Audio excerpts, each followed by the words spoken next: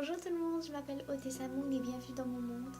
Aujourd'hui, on va parler des 12 pratiques ésotériques, comme j'avais dit dans ma précédente vidéo. Mais le truc, c'est que là, on va plus en parler en profondeur. Je vais vous expliquer un peu plus ce que c'est et ce que ça implique. Alors, veux-tu bien en parler avec moi? Donc, dans les 12 pratiques, nous avons donc la voyance, l'astrologie, la numérologie, les rêves prémonitoires, le coaching, le marabout, la télépathie, le chamanisme, la sorcellerie, qu'elle soit blanche ou noire, la prière et la communication avec les morts. Parmi ces pratiques, il y en a 3 particulièrement qui sont vraiment des sciences à proprement parler. Pseudo-sciences, c'est comme vous voulez. Bien sûr, ça dépend toujours à peu près d'une pratique ésotérique, mais ça a une base quand même plutôt scientifique. Donc la voyance, c'est une capacité divinatoire à percevoir une information à travers l'espace-temps. On peut dire que c'est une capacité extrasensorielle. C'est voir l'avenir en fait, avec ou sans support. Quand je dis avec support, c'est tarot, boule de cristal, ligne de la main. Sans support, il n'y a rien de tout ça. C'est simplement avec un contact avec une personne, visuel ou même tactile. C'est un simple contact. On peut voir l'avenir. C'est considéré comme une science, donc on dit science de la divination. À une époque, la voyance, c'était un don plutôt rare et recherché du coup. Mais tellement recherché que c'était presque pourchassé en fait. Parce que savoir autant de choses, en fait, avoir autant de savoir, voir l'avenir et toutes ces choses inexpliquées, c'était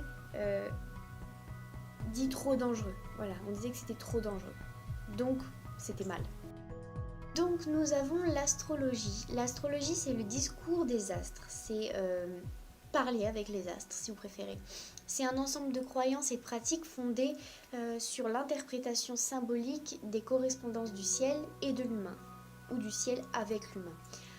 Astres, planètes, étoiles, satellites, toutes ces choses-là. C'est considéré comme une science, la croyance scientifique. C'est aussi parfois considéré comme une superstition. C'est pour ça que la plupart du temps, c'est placé hors du rationnel, irrationnel. On y croit ou on n'y croit pas. C'est aussi un moyen de prévoir des événements à venir. Ce n'est pas la même chose que la voyance. On ne voit pas l'avenir, on peut prévoir simplement. C'est une croyance qui remonte à beaucoup plus loin que nous. Si je me souviens bien, c'est selon millénaire. Oui, c'est loin. C'est associé au système d'horoscope. Voilà. C'est associé au système d'horoscope. C'est donc les signes astrologiques Verseau, Sagittaire, Bélier, Gémeaux, Poisson. C'est une manière de percevoir les différents aspects d'une personnalité, d'une personne. C'est voir au plus profond d'elle.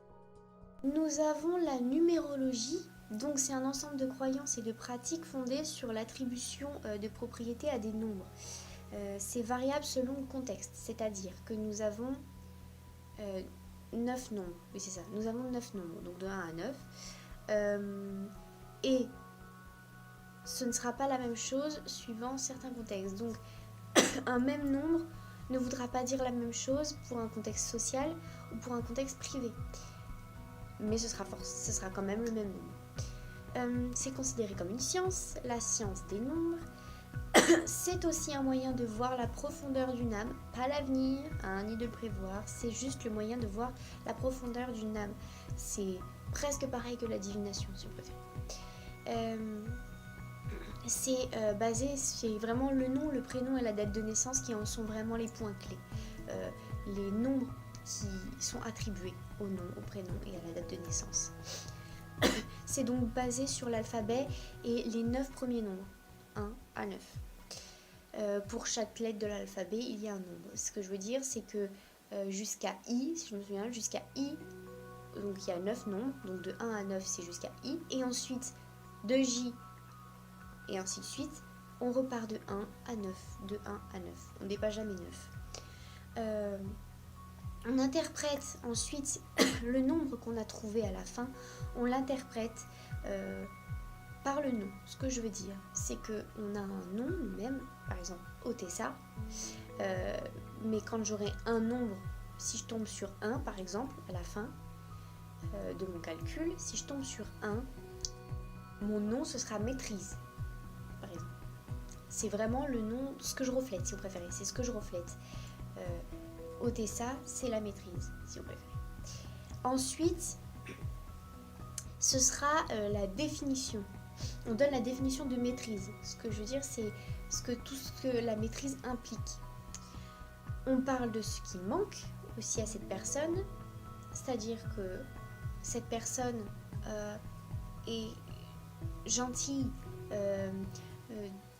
serviable et belle, par exemple. Voilà, c'est ça. Mais il lui manque la sociabilité, il lui manque l'attachement à une personne, vous voyez. Et ensuite, on a ce qui est en excès, ce qui domine trop chez elle. Donc, voilà, elle est belle, mais par contre, ce qui est en excès, c'est qu'elle est trop superficielle. C'est plus que belle, elle est superficielle, elle est trop dominante, elle est gentille, mais elle en devient étouffante, si vous préférez. Voilà, c'est vraiment les choses en excès. Nous avons donc le coaching, c'est l'accompagnement dans le développement personnel, c'est une sorte de thérapie. C'est aider une personne à trouver ce qui la motive, ce qui l'endurcit ou, à l'inverse, ce qui l'affaiblit. C'est améliorer ses compétences, ses performances, c'est l'aider vraiment à améliorer ses compétences et ses performances et à contrôler ses pensées et sa vie. Ça, on peut dire que c'est une pratique tout à fait scientifique, hein. Vraiment très scientifique. Avec ça, il faut simplement faire preuve d'une grande intuition et d'un parfait contrôle de sa propre vie. Ce que je veux dire, c'est que si on n'a pas confiance en nous, il est très difficile de donner des conseils à une autre personne qui n'a pas confiance en elle.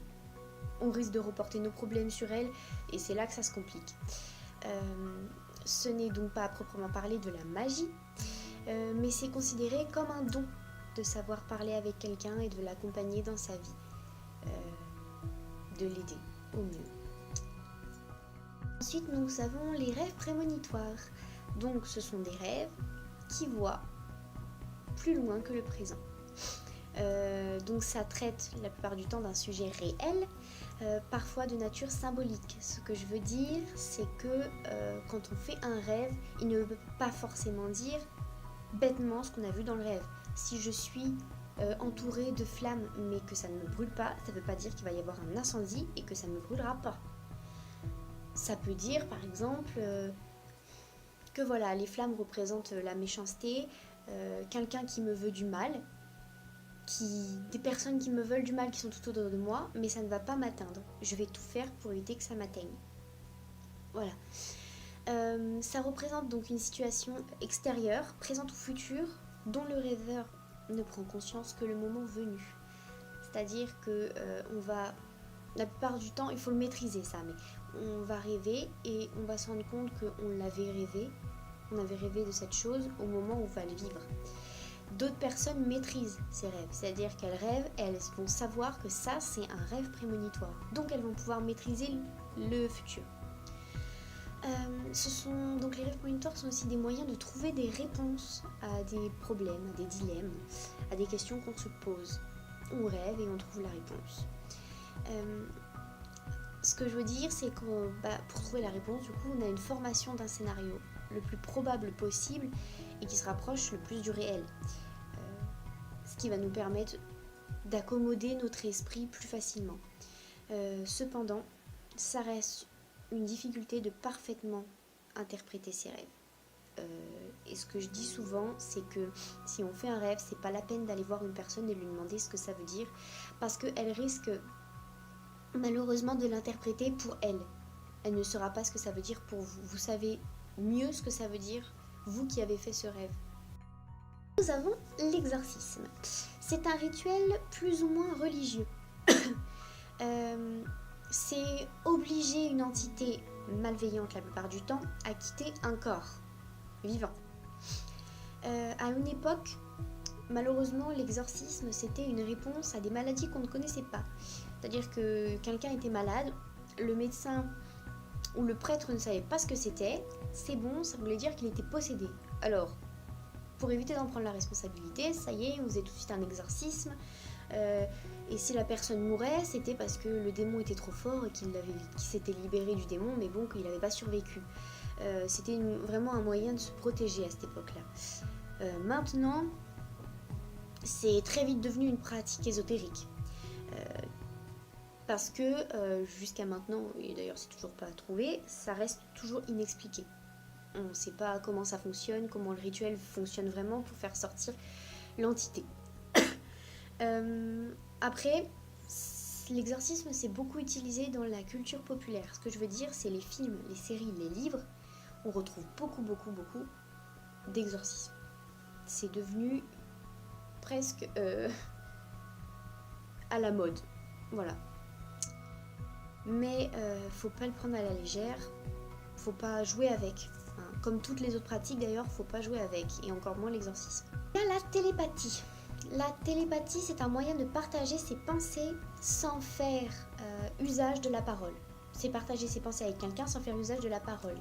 Lire et comprendre les pensées d'une personne sans avoir besoin d'explications particulières en fait, sans que la personne puisse nous expliquer ce qu'elle pense.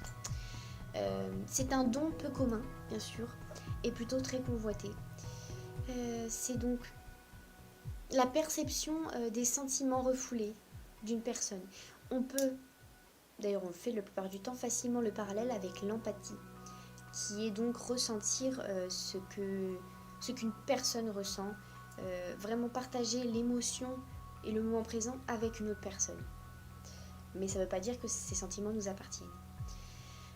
C'est quelque chose qu'il faut vraiment maîtriser parce que ça peut gâcher toute une vie et fiche des migraines au maximum. La télépathie comme l'empathie, c'est en fait avoir un lien, une connexion avec une personne en particulier ou non. Parlons donc du marabout ou maraboutage plus couramment. Hein. C'est donc un guide sorcier ou envoûteur en fait le marabout. On lui attribue souvent le pouvoir de guérison ou de voyance. Il répond à tout type de problème. Mais, il y a toujours un mais, mais le marabout sorcier est et restera toujours un terme à connotation négative. Pourtant, on trouve dans certains pays des reconnaissances du marabout comme un protecteur des moissons. Donc c'est plutôt compliqué, on n'a jamais fait vraiment la part du vrai et du faux. Dans certaines religions, c'est une personne qui est bonne, dans d'autres, c'est mauvais. On ne sait pas trop faire la part de l'un ou de l'autre. Nous avons le chamanisme maintenant. C'est une pratique centrée sur la méditation entre les humains et les esprits. On dit aussi que que cette pratique, c'est une pratique de guérisseur ou de magicien. C'est un don, d'une certaine manière. C'est une pratique mise au service d'autrui pour soigner, guérir. Et en fait, c'est une pratique qui est en parfaite symbiose avec la nature, parfaite connexion. On dit aussi que c'est la seule pratique qui détient le secret de la quête des visions. Ce que j'entends par quête des visions, c'est avoir le pouvoir de répondre à ces questions beaucoup plus facilement qu'un rêve. Mais c'est vraiment la seule pratique qui détient ce secret. C'est un secret. C'est une pratique aussi qui a la possibilité d'être personnalisée. En gros, c'est une pratique, le chamanisme est une pratique en elle-même, mais à l'intérieur, on peut pratiquer de différentes manières. Et c'est un moyen de renouer avec la nature. On travaille avec des plantes, on travaille avec de tout petits sorts, mais faits avec des plantes, mais c'est très proche de la nature. Maintenant, nous avons la sorcellerie. Alors, à la base, la sorcellerie, c'est l'art d'interroger le sort. le hasard ou le destin, et de pouvoir en modifier son cours. C'est une pratique d'une certaine forme de magie en fait.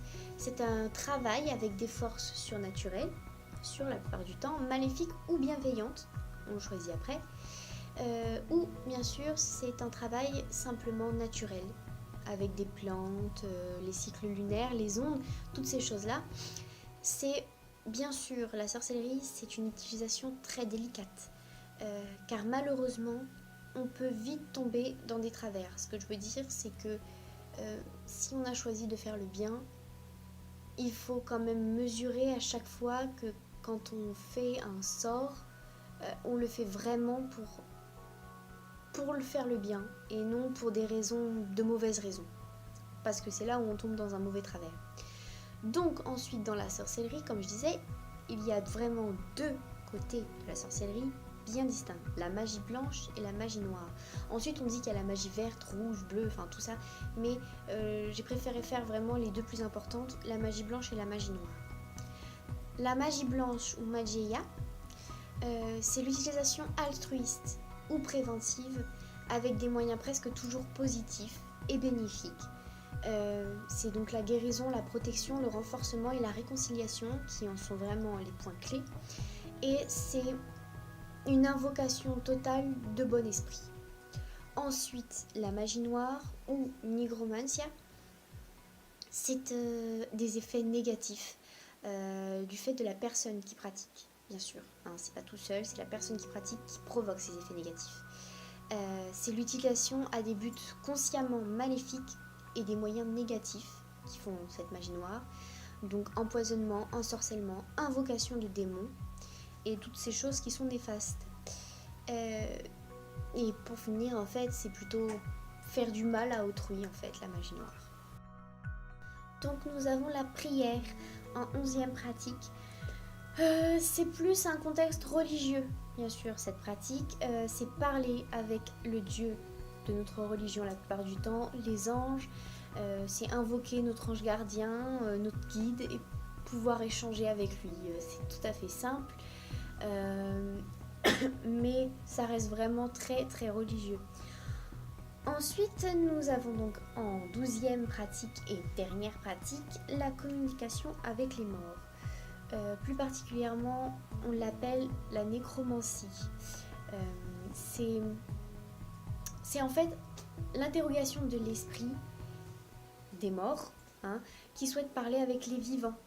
C'est la capacité à parler avec un mort qui veut échanger avec un vivant. Voilà.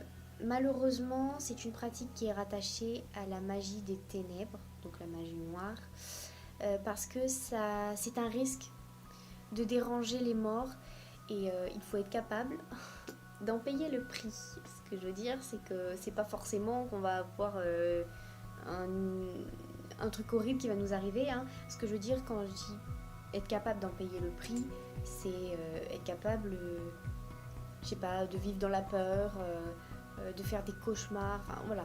Parce que ça dérange quand même, c'est un bouleversement des mondes, donc c'est pas forcément très agréable. Cette vidéo touche à sa fin, j'espère qu'elle vous a plu, qu'elle vous a intéressé, qu'elle vous a appris certaines choses et qu'avec ça vous avez peut-être pu trouver votre pratique ou votre croyance. On se retrouve vendredi prochain avec une nouvelle vidéo. En attendant, à bientôt.